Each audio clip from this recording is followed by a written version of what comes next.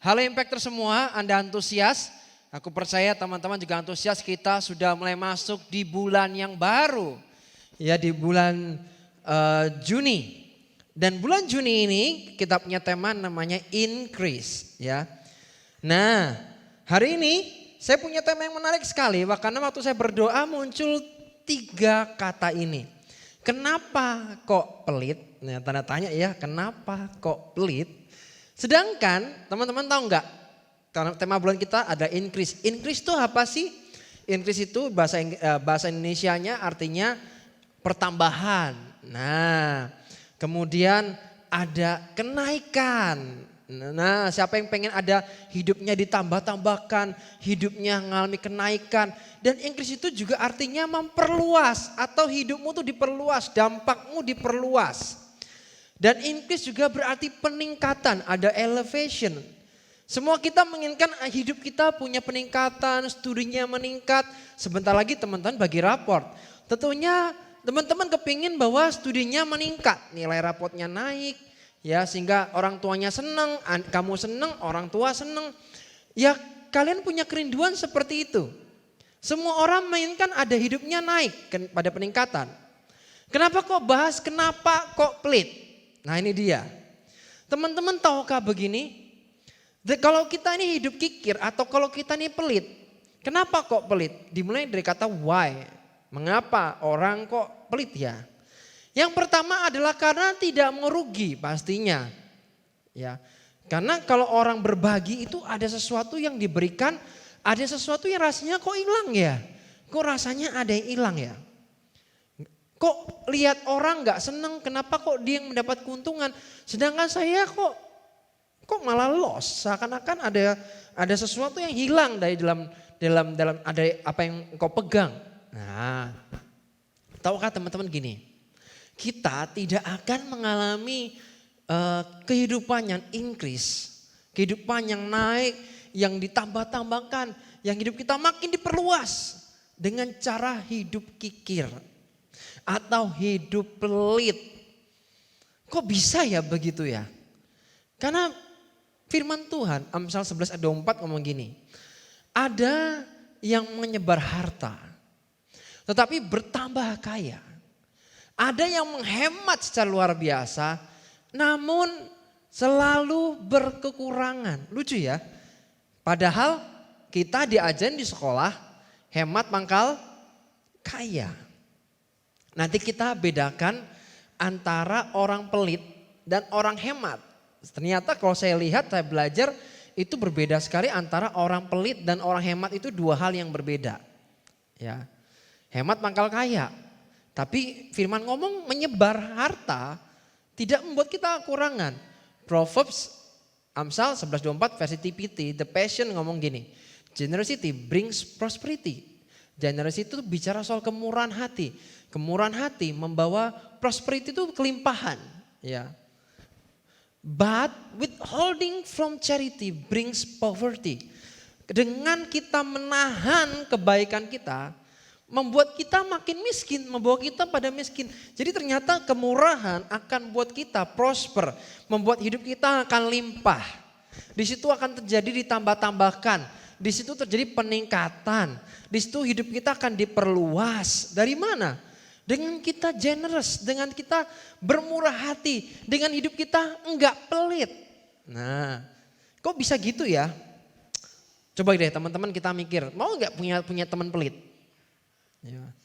Punya teman pelit itu maksudnya bagaimana? Contoh nih, senang mintanya ditraktir, senangnya minta terus, tapi tangannya enggak pernah ngasih, enggak pernah memberi, enggak pernah. Seharusnya gini.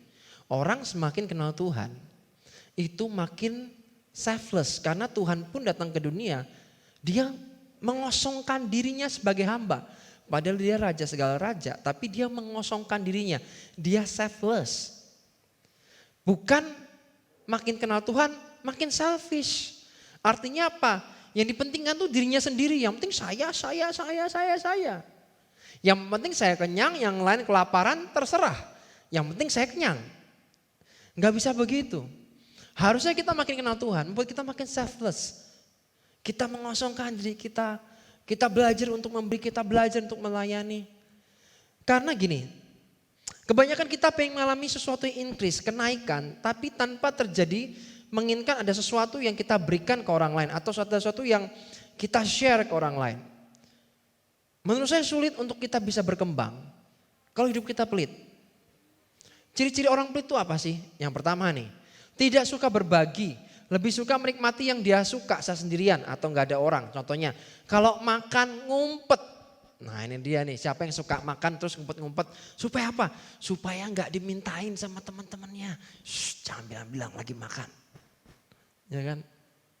Nggak suka berbagi. Terus orang pelit ngapain lagi? Kalau dapat sesuatu yang baru, baik itu nggak cuma sekedar uang ya, tapi bicara soal pengetahuan, ya itu disimpan sendiri. Jangan dibagi. Kamu punya pengetahuan, kamu punya pengalaman, tapi kamu nggak mau berbagi ke yang lain. Itu namanya pelit, disimpan sendiri. Kamu ingin melihat bahwa biarlah dia selamanya ada di bawah saya. Sedangkan kalau kita merindukan, ya kalau kita ini sehat, ketika membuat orang lain bertumbuh, sebenarnya akan membuat diri kita sendiri juga ikut bertumbuh. Dan berikutnya, ciri orang pelit, tidak suka merekomendasikan hal yang baik untuk orang lain. Nah ini siapa yang suka begini? Gak suka merekomendasikan hal yang baik itu gak suka dia. Ya, hanya boleh dia sendiri yang tahu. Hidupnya cuma selfish, yang penting me, yang penting I, ya kan? Yang penting dirinya sendiri. Terus ciri orang pelit apa lagi? Pelit sama dirinya sendiri sampai nggak bisa menikmati dari apa yang dimiliki. Ini level paling parah. Ya, pelit sama dirinya sendiri sampai nggak bisa menikmati. Mungkin kamu punya banyak, boleh kamu punya banyak, tapi berapa banyak orang bisa menikmati apa yang dimiliki? Ternyata menurut saya, untuk orang bisa menikmati apa yang dimiliki itu perlu Tuhan. Tuhan perlu kasih gift yang namanya karunia menikmati. Kalau kamu tidak punya karunia menikmati, apapun yang kamu punya, kamu gak bisa menikmati. Kamu saudara mengumpulkan. Sampai nanti mungkin dipanggil Tuhan pulang, tiba-tiba gak ada. Ya tiba-tiba terus bagaimana, apa yang kamu kumpulkan juga percuma. So saya belajar dalam kehidupan ini konsep ya, ini saya pun belajar ya. Dalam kehidupan saya, jangan suka tadi kita belajar jangan menahan kebaikan. Ya. Sama nih, jangan mempersulit hidup orang lain. Karena ketika kamu mempersulit hidup orang lain, kamu sedang membuat hidupmu sulit di masa yang akan datang. Jadi jangan suka mempersulit hidupnya orang. Jangan tahan kebaikanmu, jangan suka mempersulit hidupnya orang.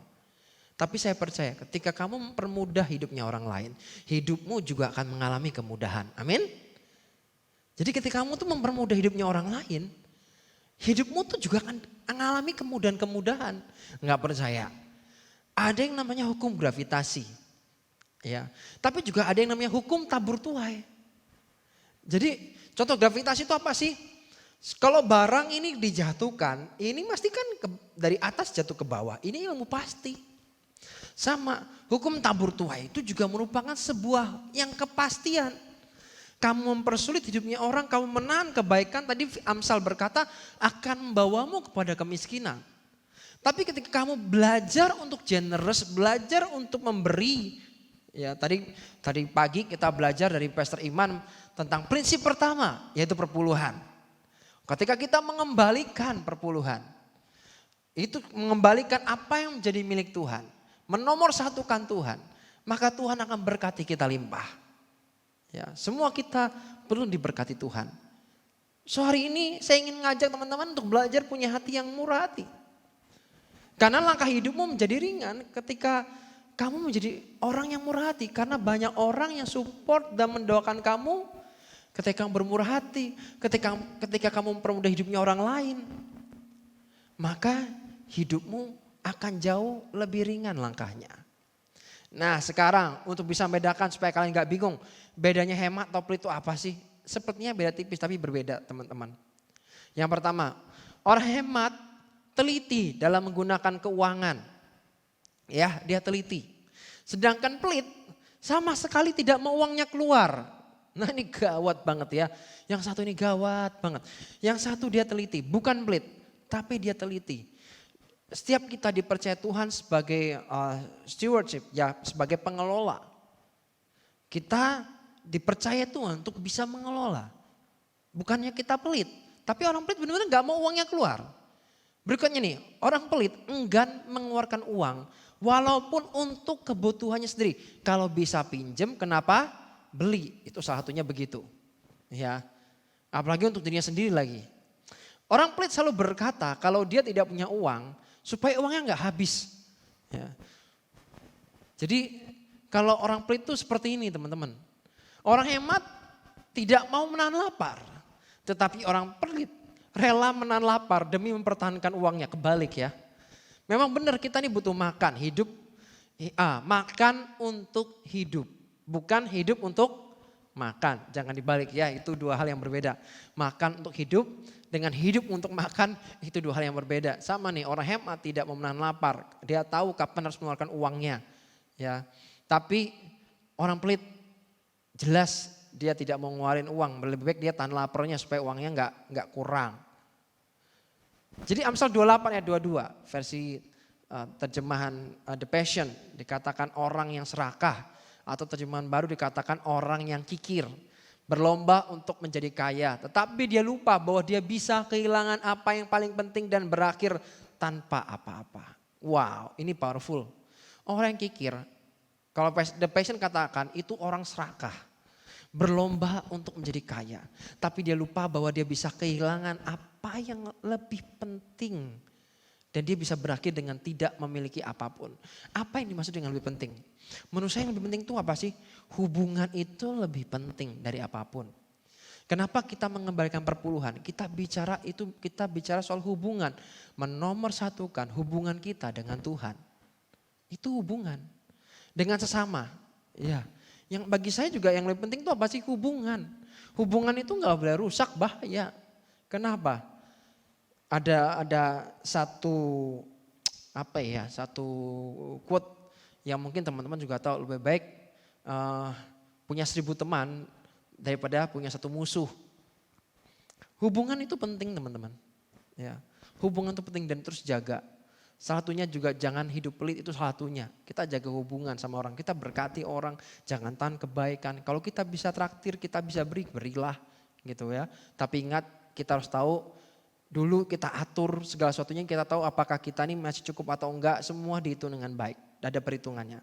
Tapi by the way yang lebih penting itu adalah sebuah hubungan dengan Tuhan, hubungan yang sama itu lebih penting.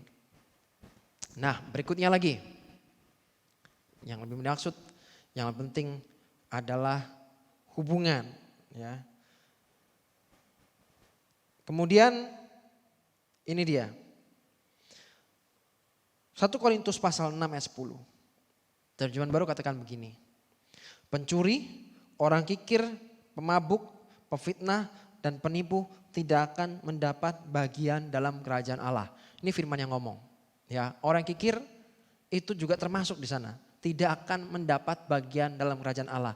Ternyata di surga sana tidak ada orang yang kikir. Tidak ada orang yang pelit. Jadi kalau kamu pelit, tampaknya kehidupan di surga sana tidak cocok untuk kamu. Kenapa? Di sana nggak ada yang pelit-pelitan tuh nggak ada. Di sana itu nggak ada orang kikir tuh nggak ada di sana. Semua punya style lebih suka memberi. Itu style. Kenapa orang bisa pelit alias kikir? Yang pertama menurut saya karena merasa kurang. Ya, Pastor Iman pernah berkata begini, apapun yang memuaskan kita sebetulnya menunjukkan rasa haus dan lapar kita yang sebenarnya. Ya, merasa kurang. Teman-teman, kenapa kok sulit untuk memberi? Karena merasa dirinya kurang. Saya belajar juga sama. Saya apakah pernah mengalami gini? Aku juga pernah mengalami gini teman-teman. Karena merasa kurang, jadi untuk memberi itu sulit sekali. Bahkan cenderungnya kekikir nih jatuhnya. Jatuhnya ke kikir, jatuhnya ke pelit. Kenapa? Karena merasa kurang. Aku aja kurang gimana bisa memberi ya. Aku aja kurang gimana cara bisa memberi. Padahal kalau saya lihat firman Tuhan. Ternyata prosper itu, yang namanya kelimpahan itu. Tidak berdasarkan dengan apa yang kita punya. Ya. saya punya apa? Bukan gitu. Tapi prosperity atau kelimpahan itu ada di sini dalam. Ya. Jadi hatimu kayak, saya punya teman, ya, punya seorang yang saya tahu lah. Orang yang saya tahu persis bahwa asetnya begitu banyak. Tidak kurang apapun. Tapi kehidupannya, ya ampun Tuhan, luar biasa. Luar biasa apa? Kikir dan pelit. Ya. Jadi harusnya kita makin diberkati, kita makin prosper, kita makin limpah, suka memberi. Ini kebalikannya, semakin nyimpen. Semakin menutup. Sehingga apa? Tentunya banyak orang-orang yang gak suka pastinya ya. Banyak orang gak suka dengan cara hidupnya seperti itu. Itu kita sedang menutup pintu berkat kita sendiri sebetulnya. Kita gak tahu kita sedang bertemu dengan siapa. Saya tipe orang yang ketika saya bertobat, saya tahu kayaknya saya kikir nih, saya pelit nih, saya berubah, saya bertobat. Saya mulai belajar membagikan apa yang saya tahu. Kalau saya punya pengetahuan, saya akan berbagi pengetahuan. Ya, saya akan berbagi pengetahuan, saya akan sharing pengalaman saya. Supaya apa sih? Supaya orang-orang yang saya sharing itu, yang saya ceritakan itu, kehidupannya akan berdampak lebih. Kehidupannya dia akan ada namanya peningkatan, akan mengalami increase peningkatan. Ketinggalan cara saya membagikan apa yang saya punya. Dan ketika saya belajar untuk hidup seperti itu, yang terjadi apa sih? Ternyata dampaknya lebih luas.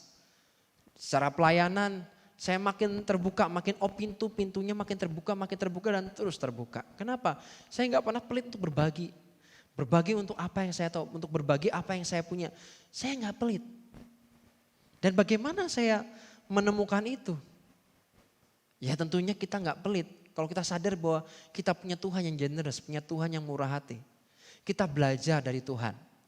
Ingat kitab Matius pasal 6 ayat 21 dikatakan karena di mana hartamu berada di situ juga hatimu berada. Dan sekali lagi manusia akan selalu merasa dirinya kurang. Dan rasa kurang akan menjadi cukup ketika dapat bersyukur. Jadi kita tuh akan selalu kurang. Percayalah teman-teman, kamu itu akan selalu kurang. Waktu mungkin saya kerja di awal misalnya, 700.000 aduh dikit banget. Misalnya wah banyak ya single soalnya. Misalnya naik lagi berapa gitu ya. Wah kurang, naik lagi berapa kurang. Memang manusia itu emang gak pernah menemukan rasa cukupnya, akan selalu kurang. Karena rasa penuhnya itu, rasa cukupnya didapatkan ketika dia ketemu Tuhan dan dapat bersyukur. Tuhan terima kasih atas setiap berkat yang kami terima. Makanya teman-teman perlunya kita bersyukur tuh begitu. Apapun kondisi keluargamu, apapun kondisi keuangan di keluarga kalian atau apapun lah kondisi kalian. Bersyukurlah. Kenapa? Dengan kita bersyukur, kita akan puas dan cukup dengan apa yang kita punya. Di situ kita akan belajar untuk tidak comparing satu dengan yang lainnya. Enggak melihat si A lebih enak, enggak lihat si B lebih enak, tapi kita melihat bahwa saya cukup kok. Enggak, kalian akan berhenti compare. So stop untuk ngeluh, stop untuk membandingkan dan mulai belajar untuk bersyukur supaya mendapatkan rasa kepenuh. Ya. Kemudian kenapa orang bisa pelit alias kikir? Yang kedua adalah salah persepsi dengan Tuhan. Ya, salah persepsi dengan Tuhan. Banyak orang berpikir, loh saya aja harus berbuat baik dulu supaya Tuhan berkati saya. Ini menurut saya salah satu persepsi atau pandangan yang keliru dengan Tuhan. Sebelum kamu berbuat baik pun, Tuhan sudah memberkati kamu. Ya. Bahkan ketika kamu sedang berbuat dosa pun, Tuhan sudah menebus kamu. Ya kan? Jadi memang menebus dosa kamu bayangkan itu. Jadi jangan punya persepsi yang salah dengan Tuhan. Ada lagi cerita nih, kitab Matius pasal 25 ayat 24-25. Saya ingin tunjukkan beberapa kejadian di mana orang-orang yang punya persepsi yang keliru dengan Tuhan. Ayat 24, kini datanglah juga hamba yang menerima 1 talenta itu dan berkata, Tuhan aku tahu bahwa Tuhan adalah manusia yang kejam. Yang menuai di tempat di mana Tuhan tidak menabur dan yang memungut dari tempat di mana Tuhan tidak menanam. Karena itu aku takut dan pergi menyembunyikan talenta Tuhan itu di dalam tanah ini, terimalah kepunyaan Tuhan. Ada kata di sana, ada kata menyangka. Ada kata menyangka. Menyangka, sangka. Itu kan persepsi. Dia punya persepsi bahwa Tuhannya itu Tuhan yang jahat. yang nggak pernah menabur, ya, tapi minta bunganya. Dia punya persepsi yang keliru. Saya kasih contoh lagi, Matius pasal 19 ayat 16 sampai 22. Ini orang muda yang kaya. Ini juga punya persepsi yang keliru. Jawab Yesus, apakah sebabnya engkau bertanya kepadaku tentang apa yang baik? Ya, 16 ya. Ada seorang datang berkata pada Yesus dan berkata, Guru, perbuatan baik apakah yang harus kuperbuat untuk memperoleh hidup yang kekal? 17, jawab Yesus, apakah sebabnya engkau bertanya kepadaku tentang apa yang baik? Hanya satu yang baik, tapi jikalau engkau ingin masuk ke dalam hidup, turutilah segala perintah Allah. 18, kata orang itu kepadanya, perintah yang mana? Kata Yesus, jangan membunuh, jangan berzina, jangan mencuri, jangan mengucapkan saksi dusta, kemudian hormatilah ayahmu dan ibumu, dan kasihlah sama manusia seperti dirimu sendiri. 20, kata orang muda itu kepadanya, semuanya itu telah kuturuti, apalagi yang masih kurang? 21, kata Yesus kepadanya, jikalau engkau hendak sempurna, ya, hendak sempurna, pergilah, jualah segala milikmu dan berikanlah itu kepada orang miskin. Maka engkau akan beroleh harta di surga. Kemudian datanglah kemari dan ikutlah aku. Ingat, dia punya persepsi yang salah. Dua-dua, ketika orang muda itu mendengar perkataan itu, pergilah ia dengan sedih sebab banyak hartanya. Padahal Yesus berkata, kalau imanmu hendak sempurna, jualah. Kalau kita baca berikutnya, itu ada cerita di mana murid-murid Yesus, Petrus bertanya kepada Yesus waktu itu, Tuhan, kami sudah mengikut engkau, kami sudah meninggalkan semuanya, apa yang kami dapatkan? Lalu Yesus menjawab, 100 kali lipat di surga dan 100 kali lipat di bumi. Wow, seandainya ini anak muda menuruti perkataan Yesus, saya percaya hidupnya akan makin luar biasa. Tapi ketika dia punya persepsi yang salah dan keliru tentang Tuhan, ya, terikat, hatinya terikat. Di mana hartamu berada, di situ hatimu berada. Dia mendapatkan apa ya? Suatu kepuasan ketika dia mendapatkan power, mendapatkan kekuatan, mendapatkan rasanya aman dan nyaman dengan uangnya. Padahal rasa aman dan nyaman tidak bisa diletakkan dalam uang. Rasa aman dan nyaman kita nomor satunya adalah Tuhan. Itu tempat yang paling aman, tempat perteduhan, itu kota benteng yang kuat, itu Tuhan nomor satu. Bukan ditaruh di deposito atau uang tabungan, bukan itu. Atau teman, bukan itu. Tapi Tuhan nomor satu. Punya persepsi yang salah. Bagaimana kamu sekarang? Kamu lagi di mana? Apakah kamu pikir, kamu pelit bahwa kamu merasa saya gak punya apa-apa. Sekali lagi prosper, ya, generous, itu tidak berbicara tentang apa yang kamu nggak punya. Tapi bicara soal apa yang kamu punya dan kamu bisa berikan buat orang lain. Kalau kita lihat bagaimana kehidupan jemaat awal mula-mula juga sama kan. Bagaimana kehidupan mereka saling tolong menolong, saling bantu-membantu. Mereka bukan dari kalangan yang kaya. Mereka orang sederhana. Tapi kehidupan mereka adalah generous. Mereka saling tolong, mereka saling membantu. Berikutnya, kenapa orang pelit? Kurang percaya. Ya kan? Kok bisa kurang percaya? Iya kurang percaya karena merasa kurang ketika memberi kurang. Ada yang lost. Dia lupa. Untuk mendapatkan sesuatu yang baru, engkau harus melepaskan yang lama. Saya ulangi, untuk kita bisa mendapatkan yang baru, engkau harus melepaskan yang lama. Selama tanganmu ini penuh dan kau belum bisa memberikan kepada yang lain, ya udah, ya segitu aja. Tapi yang kau belajar untuk memberi apa yang sudah ada di tanganmu dan kau beri kepada yang lain. Memberikan kepada Tuhan, mengembalikannya milik Tuhan dan berikan kepada orang lain. Maka ketika kamu memberi, maka kamu akan terisi kembali. Masalahnya, kamu percaya enggak bahwa Tuhan itu sanggup memberkati hidupmu. Memberkati jauh dari apa yang pernah kau bisa pikirkan. Teman-teman, saya pengen sharing satu hal, ya. Saya, pengalaman pribadi saya sampai hari ini saya belum pernah beli handphone. Yang saya kerjakan, yang saya alami, handphone tidak pernah saya beli. Handphone saya selalu ada orang yang memberi. Karena sebelumnya, waktu saya muda, ketika ada persembahan, ketika saya berdoa, ketika Tuhan menggerakkan hati saya untuk memberi, sebuah handphone misalnya. Ingat ya, ini bukan terus, wah saya tak tiru-tiru, jangan ditiru-tiru. Ya semua orang punya journey-nya masing-masing, punya perjalanannya masing-masing. Tapi by the way saya mengalami ini. Ketika saya belajar memberi, yang terjadi nggak lama handphone baru muncul. Ketika lagi diletakkan, handphone baru muncul. Sampai hari ini saya nggak pernah beli handphone. Ya, sampai hari ini saya tidak pernah beli handphone. Jadi saya belajar kehidupan memberi tidak akan buat kita kurang. Justru akan buat kita sehat dan buat kita hidup kita akan punya kelebihan di sana. Dan kita akan memberikan dampak buat orang lain. Matius pasal 6 ayat 30 sampai 33.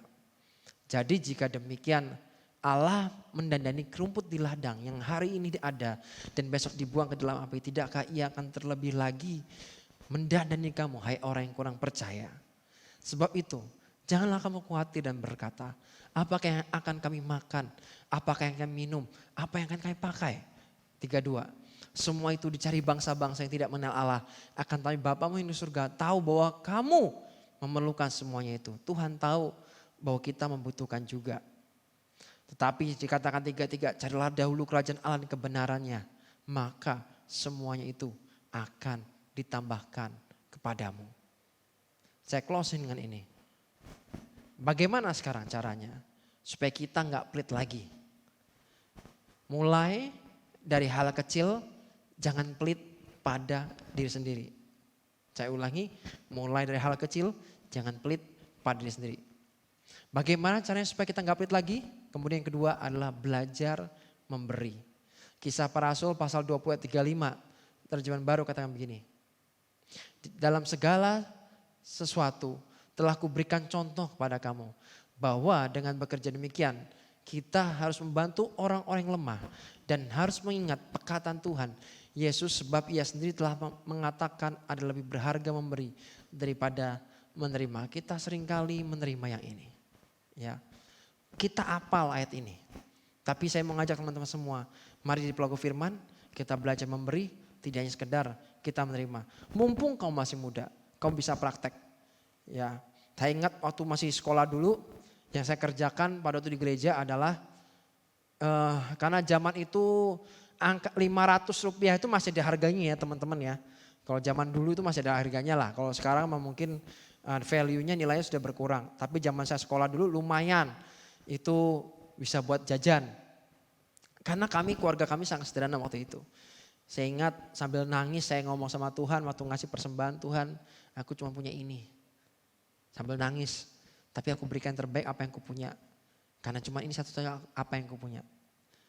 Dan dari situ ketika belajar memberi, hidup saya terus naik. Dan saya juga belajar dari istri saya, karena istri saya ini tipe memberinya lebih kenceng ternyata. Ya. Jadi saya ini dulunya pelit, ketemu istri yang tidak pelit, dia nggak pelit. Saya belajar hidupnya, bagaimana memberi, bagaimana tertib dalam memberikan perpuluhan, saya belajar darinya. Itu ternyata membuat hidup terus berkembang sampai hari ini. Teman-teman yang ingin berkembang, ingin mengalami peningkatan, hidup makin diperluas dengan cara memberi. Terus yang terakhir, relakan ya untuk pengeluaran yang bermanfaat, untuk menaikkan kualitas hidupmu. Jadi kalau ada pengeluaran yang harus dikeluarin supaya kualitas hidupmu naik, jangan ditahan, direlakan. Supaya apa sih? Hidupmu bisa meningkat lebih lagi.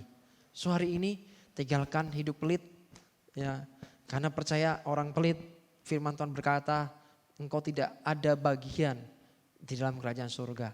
Jadi jangan pelit ya, hidup generous. Kita mau hidup seperti jemaat mula-mula, saling tolong-menolong, saling membantu, saling memberi. Amin. Mari kita berdoa. Tuhan terima kasih buat anugerah-Mu Tuhan. Kami sudah belajar tentang supaya hidup kami Tuhan nggak pelit, nggak kikir Tuhan, tapi kami punya hati yang generous, punya hati yang bersyukur, punya hati ingin menolong, punya hati ingin membantu, punya hati ingin memberi Tuhan.